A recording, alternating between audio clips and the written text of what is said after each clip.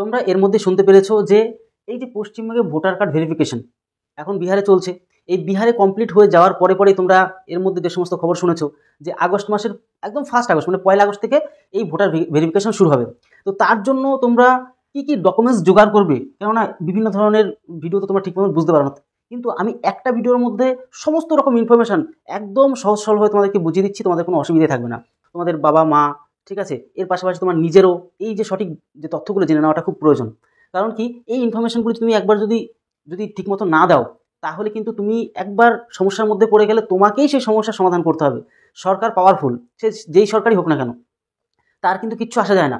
তোমাকেই সে খাটাবে। লাস্টে তোমার ধরো কোনো একটা এই ভোটার কার্ড ক্যান্সেল হয়ে গেল, তখন তোমাকে আবার পরবর্তীকালে খাটতে হবে। তাই অবশ্যই যখন যেটা প্রয়োজন সেটা দিয়ে দিলে তার সমস্যা থাকছে না।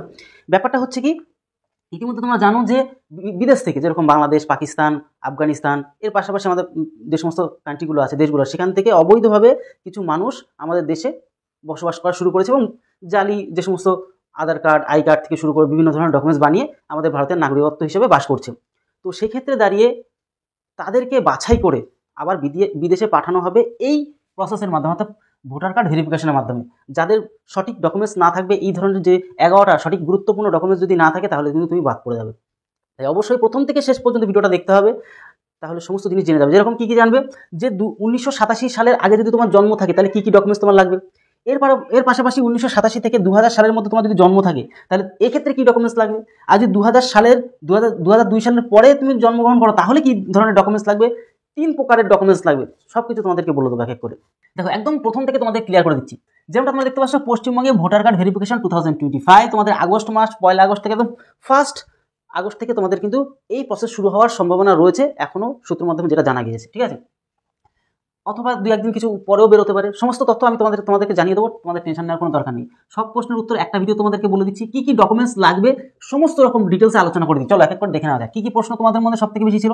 প্রশ্নগুলো হচ্ছে ভোটার তালিকার নাম বজায় রাখতে বার্থ বা জন্ম প্রমাণপত্র কি বাধ্যতামূলক। তোমার যে বার্থ সার্টিফিকেট বা জন্ম প্রমাণপত্র, এটা কতটা প্রয়োজন বা কতটা বাধ্যতামূলক তোমার ভোটার তালিকায় নাম বজায় রাখতে, এটা একটা প্রশ্ন তোমাদের গুরুত্বপূর্ণ। তারপরে প্রশ্ন কি, এই সমস্ত প্রশ্নের জবাব কিন্তু আজকে তোমাদের ভিডিওতে পেয়ে যাবে। যেরকম বার্থ সার্টিফিকেট না থাকলে অন্য ডকুমেন্টস কি চলবে। ধরো বার্থ সার্টিফিকেট তোমার নেই, তোমার জন্মের প্রমাণপত্র নেই, তোমার অনেক আগে জন্মের কোনো প্রমাণপত্র নেই, তাহলে তুমি কি করবে। তার জন্য তোমার কি কি ডকুমেন্টস প্রয়োজন সেটাও তোমাদেরকে বলে দেবো, ঠিক আছে। এবার ভোটার ভেরিফিকেশন কবে শুরু হবে। ভোটার ভেরিফিকেশন কবে শুরু তোমাদের বললাম, মানে 1 আগস্টের থেকে হওয়ার সম্ভাবনা আছে। আবার যখন নোটিফিকেশন আসবে তোমাদেরকে সেটা বলেও দেবো। এর পাশাপাশি সঠিক প্রমাণ না দিতে পারলে কি ভোটার কার্ড কি ক্যান্সেল হয়ে যাবে, এটা খুব গুরুত্বপূর্ণ। এর পাশাপাশি কাদের দেশ থেকে বের করা হবে সেটা তোমাদের করবো। এবং আরও গুরুত্বপূর্ণ বিষয়, কাদের বাবা মায়ের জন্মের যে প্রমাণপত্র, বাবা মায়ের জন্মের প্রমাণপত্র কাদের দেখাতে হবে সেটা, কাদের কোন কাগজপত্র দেখানোর প্রয়োজন নেই, কোনো কাগজপত্রই দেখানোর প্রয়োজন নেই, তাদেরও কথা কিন্তু বলে দেবো। এর পাশাপাশি তাহলে যদি কাগজপত্র কোনো রকম ডকুমেন্টস যদি দেখাতে না হয় তাহলে কি ধরনের ডকুমেন্টস দেখাতে হবে সেটা তোমাদেরকে বলবো। এর পাশাপাশি এই ব্যাপারে, এই যে একটা গুরুত্বপূর্ণ ব্যাপারে, অর্থাৎ ভোটার কার্ড ভেরিফিকেশনের এই এত গুরুত্বপূর্ণ ব্যাপারে সুপ্রিম কোর্ট কি বলতে চাইছে সেটাও তোমাদেরকে বলে দেবো এখন। চলো দেখি, সমস্ত ইনফরমেশন আজকের ভিডিওতে তোমরা জেনে যাবে। দেখো, সব থেকে গুরুত্বপূর্ণ বিষয় যে এক এক করে চলো আলোচনা করি। ভোটার তালিকার নাম বজায় রাখতে বার্থ সার্টিফিকেট, জন্ম প্রমাণপত্র কি বাধ্যতামূলক, এটা খুব গুরুত্বপূর্ণ। তাহলে তোমার জন্মের প্রমাণপত্র বার্থ সার্টিফিকেট এটা কি বাধ্যতামূলক? একদম বাধ্যতামূলক না। কি ক্ষেত্রে না, তোমার যদি 1987 সালের আগে যদি জন্ম হয় তাহলে বার্থ সার্টিফিকেটের কোনো প্রয়োজন নেই। তাহলে কি প্রয়োজন, চলো এখানে যখন আসবো সব বলে দিচ্ছি। তাহলে তোমার ক্লিয়ার হয়ে গেল যে ভোটার তালিকার নাম রাখতে গেলেই যে বার্থ সার্টিফিকেটটাই প্রয়োজন এমনটা না। কিন্তু কবে থেকে আবার প্রয়োজন, 2002 সালের পরে যদি তোমার জন্মগ্রহণ করে তাহলে কিন্তু আবার বার্থ সার্টিফিকেটটা লাগবে। তাহলে আগে থাকলে 1987 সালে আগে জন্মগ্রহণ করলে বার্থ সার্টিফিকেট না হলেও চলবে, অন্য কি কি ডকুমেন্টস লাগবে সেগুলো তো তোমাদের বলে দেবো। মানে এক কথা এইটুকু বুঝে গেলে 1987 সালের আগে জন্মগ্রহণ করলে তোমার বার্থ সার্টিফিকেট না হলেও চলবে, যদি থাকে তাহলে দেবে, আর যদি না থাকে তাহলে কোনো চাপ নেই। কিন্তু 2002 সালের পরে যদি তুমি জন্মগ্রহণ করো তাহলে সেক্ষেত্রে তোমার কিন্তু বার্থ সার্টিফিকেটটা বাধ্যতামূলক। ক্লিয়ার হয়ে গেলে, বার্থ সার্টিফিকেট না থাকলে কোন ডকুমেন্টসগুলো লাগবে সেগুলো বললাম, তোমাদেরকে এখনই বলে দিচ্ছি। এই সমস্ত ডকুমেন্টস তোমাদের লিখে রেখেছি, সমস্ত কিছু একদম একটা ভিডিওতে তোমাদেরকে ক্লিয়ার করে দেবো। ভোটার ভেরিফিকেশন কবে শুরু হবে, যেটা ফার্স্টে বললাম, ভোটার ভেরিফিকেশন এই বছর 2025 সালে আগস্ট মাস, এখন জুলাই একদম শেষ, আগস্ট মাসের শুরুর দিকেই সম্ভাবনা রয়েছে। তোমাদের কিন্তু প্রত্যেকের, আমাদের না, আমাদের পশ্চিমবঙ্গের প্রত্যেকের মানে সকলের জন্য কিন্তু এই প্রসেসটা শুরু হবে। কারা বৈধ কারা অবৈধ অনুপ্রবেশ করেছে সমস্ত কিন্তু ধরা পড়ে যাবে। এর পাশাপাশি সঠিক প্রমাণ দিতে না পারলে কি ভোটার ক্যান্সেল হয়ে যায়? অবশ্যই সঠিক যদি তুমি প্রমাণপত্র 11টা সঠিক ডকুমেন্টস যদি না দিতে পারো, তাহলে তুমি কিন্তু সম্পূর্ণ তোমার ভোটারটা তুমি ইন্ডিয়ান নাগরিকত্ব পাবে না, ভোটার কার্ড ক্যান্সেল হয়ে যাবে। তাদের দেশ থেকে বের করা হবে। রোহিঙ্গা বলতে কি, একদম তোমাদেরকে ক্লিয়ার করে বলছি, আমাদের সকলের প্রিয় মুসলিম ভাই বোনেরা যারা ইন্ডিয়ান, তাদের কোনো রকম কোনো চিন্তা নেই। এবার ব্যাপারটা হচ্ছে কি, দেখো অনেকে এই জিনিসটা কিন্তু ভুল বোঝে, আমি তোমাদেরকে এই ভুলটা একটু সংশোধন করে দিচ্ছি। কীরকম দেখো, বাংলাদেশ, যেরকম পাকিস্তান, ঠিক আছে, যেরকম আফগানিস্তান, এই দেশগুলো কি মুসলমান কান্ট্রি, বুঝবে কিন্তু, মানে ওদের দেশটাই মুসলমানের দেশ, মানে সেভাবে স্বীকৃত তাদের সংসদে, ঠিক আছে। এবার সেই দেশে যেহেতু মুসলমানরাই তাদের নিজস্ব দেশ হিসেবে পরিচয় দেয়, তাই সেখান থেকে কোনো মুসলিম ইন্ডিয়াতে আসলে সেই হিসেবে তারা কিন্তু অবৈধ। কিন্তু দেখা গেলো বাংলাদেশে হিন্দুদের অত্যাচার করছে, পাকিস্তানে অত্যাচার করছে, আফগানিস্তানে হিন্দুদের অত্যাচার করছে, তারা কিন্তু আমাদের কিন্তু এই ইন্ডিয়ায় কিন্তু চলে আসতে পারে। তারা কিন্তু ইন্ডিয়া চলে আসলে তাদেরকে কিন্তু তাড়ানো হবে না। ক্লিয়ারভাবে বুঝতে পারলে এই জিনিসটা অনেকে ক্লিয়ার হয় না, কেন তারা কিন্তু অত্যাচারিত হয়ে এসেছে, তাদেরকে কিন্তু ভারত সরকার স্বীকৃত হিসাবে কিন্তু ইন্ডিয়ায় বসবাস করতে দিচ্ছে। কোনো মুসলমানদের এই দেশ থেকে রিসেন্টলি আগত তাদেরকে কিন্তু ইন্ডিয়ান নাগরিকত্ব দিচ্ছে না। ক্লিয়ার হয়ে গেল, তাদেরকে শুধুমাত্র দেশ থেকে বের করে দেওয়া হবে। কিন্তু যারা পূর্বপুরুষ থেকে ইন্ডিয়ার মধ্যে রয়েছে, তাদের কোনো রকমভাবেই ইন্ডিয়া ছেড়ে কোনোভাবে যেতে হবে না, মানে তাদের নিয়ে কোনো সমস্যা নেই। যারা অনেক দিন থেকে ইন্ডিয়া আছে তাদের কোনোই সমস্যা নেই। এইবার চলে আসো পরবর্তী একটা ব্যাপারে। পরবর্তী ব্যাপারটা কি, দেখো কাদের মা এবং বাবা এর জন্ম প্রমাণপত্র দেখাতে হবে। মা বাবার জন্মপত্র 2002 সালের পরে যাদের, অথবা এই যে 1987 সাল থেকে 2002 সালের মধ্যে যারা রয়েছে, এবং 2000 সালের পরে যারা জন্মগ্রহণ করেছে, 2002 সালের পরে যারা জন্মগ্রহণ করেছে, তাদের কিন্তু মা বাবার ডকুমেন্টস কিন্তু বাধ্যতামূলক।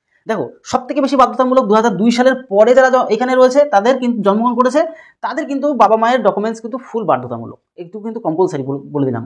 এরপরে এবার কি, কাদের কোনো কাগজপত্র দেখানোর প্রয়োজন নেই। দেখো আমাদের পশ্চিমবঙ্গে এই ভোটার ভেরিফিকেশন 2002 সালে হয়, বুঝবে কিন্তু, মানে ভেরিফিকেশন হয় যে কারা অবৈধভাবে ইন্ডিয়া এসছে আর কারা অবৈধভাবে আসেনি, তাদের ভোটার লিস্ট থেকে বাদ দিয়ে দেওয়া হয়েছিল তখন 2002 সালে কথা বলছি। কিন্তু 2002 সালে যখন ভোটার যে ভেরিফিকেশন হয়েছিল, ভোটার কার্ড ভেরিফিকেশন, সেই যে ভোটার লিস্টে যাদের নাম রয়েছে সেটা যদি শো করানো যেতে পারে, তুমি যদি শো করাও যে হ্যাঁ আমার 2002 সালে যে ভোটার ভেরিফিকেশন হয়েছিল তাতে আমার কিন্তু নাম ছিল, তখন কিন্তু সেই ক্ষেত্রে এমনটা সম্ভাবনা দেখা দিচ্ছে, মানে সরকার যেটা বলছে, সেক্ষেত্রে কিন্তু তোমার কোনো রকম ডকুমেন্টস না দিলেও চলবে। তুমি যেহেতু তখনকার বৈধ হিসাবে স্বীকৃত হয়েছিল, ভোটার কার্ডে বেশি তোমার নাম ছিল, যেহেতু ভোটার কার্ড ভেরিফিকেশন হয়েছিল তখন, তাই তোমার কোনো চাপ নেই। ক্লিয়ার হয়ে গেল, তোমার কোনো এখানে অন্য ডকুমেন্টস না দেখালেও হবে।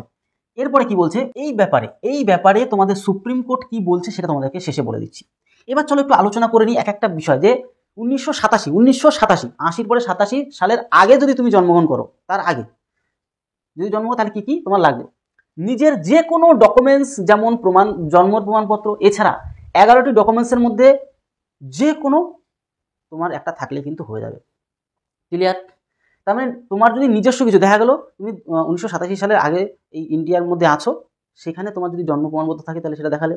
এর পাশাপাশি যদি জন্ম প্রমাণপত্র না থাকে তাহলে কোনো চাপ নেই, কেন অনেক আগেরকার মানুষরা সেরকম জন্ম যে হয়েছে তার বার্থ সার্টিফিকেট বানানোর কোনো ব্যাপার ছিল না, ঠিক আছে, মানে অত এই বিষয়ে গুরুত্ব দিত না।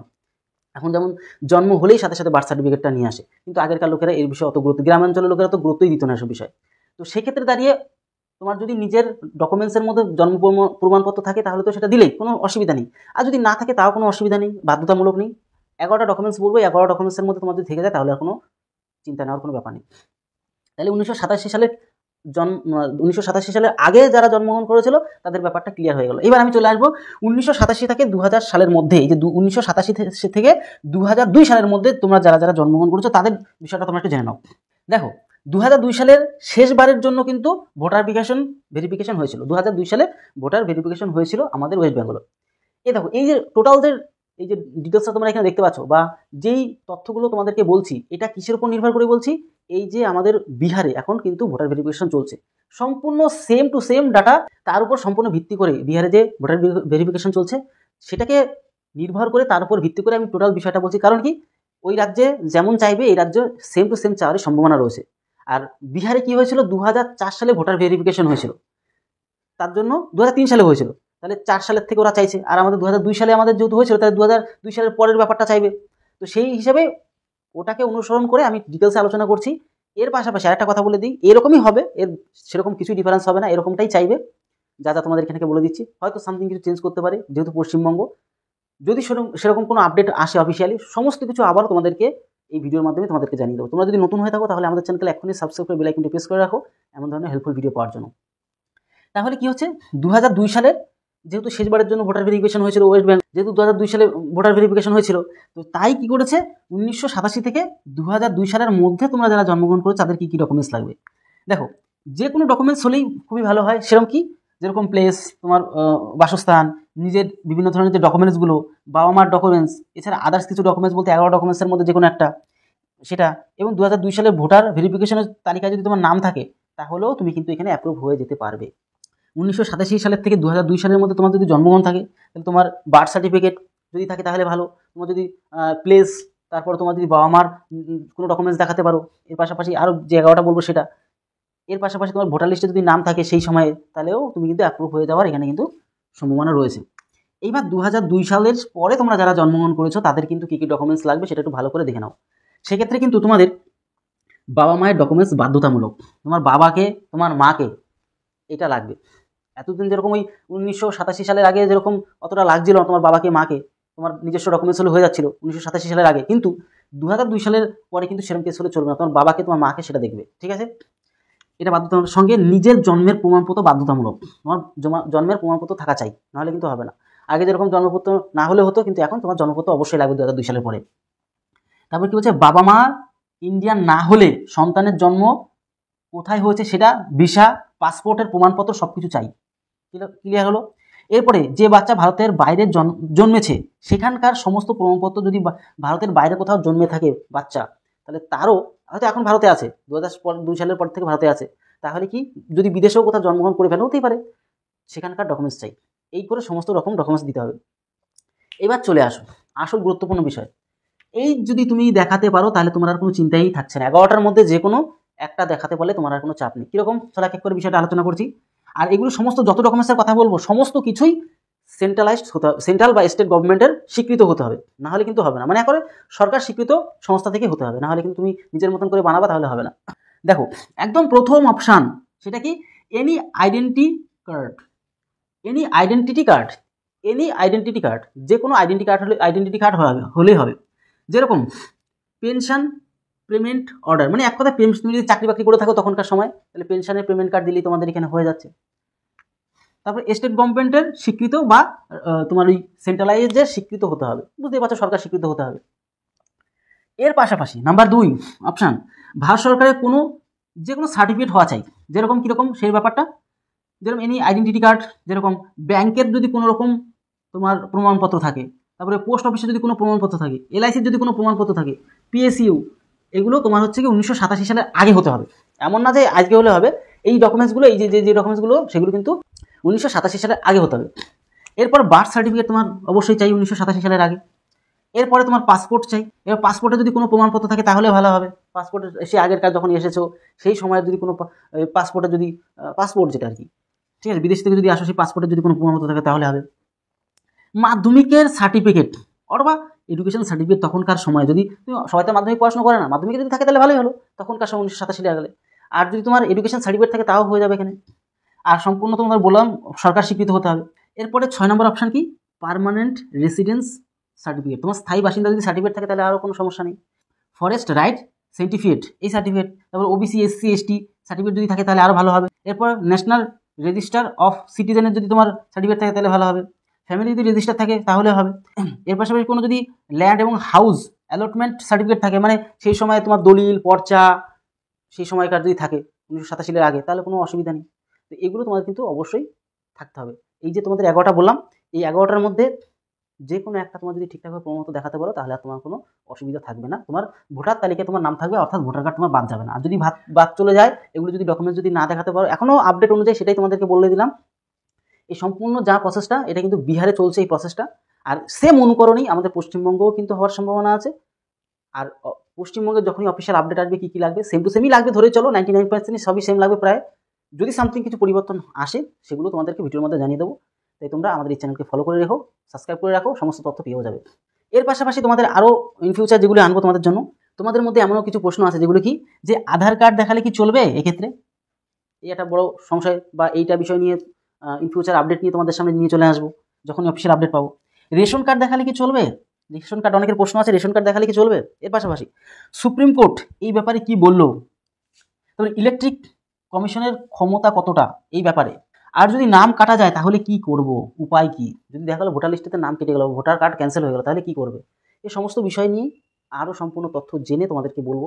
তাই অবশ্যই আমাদের চ্যানেলকে ফলো করে রাখো, সাবস্ক্রাইব করে রাখো, সমস্ত তথ্য পেয়ে যাবে। তাই ভিডিওটি দিয়ে দিলে তথ্য সময় পরিবারের সাথে ভালো থেকো, সুস্থ থেকো। জয় হিন্দ, জয় ভারত।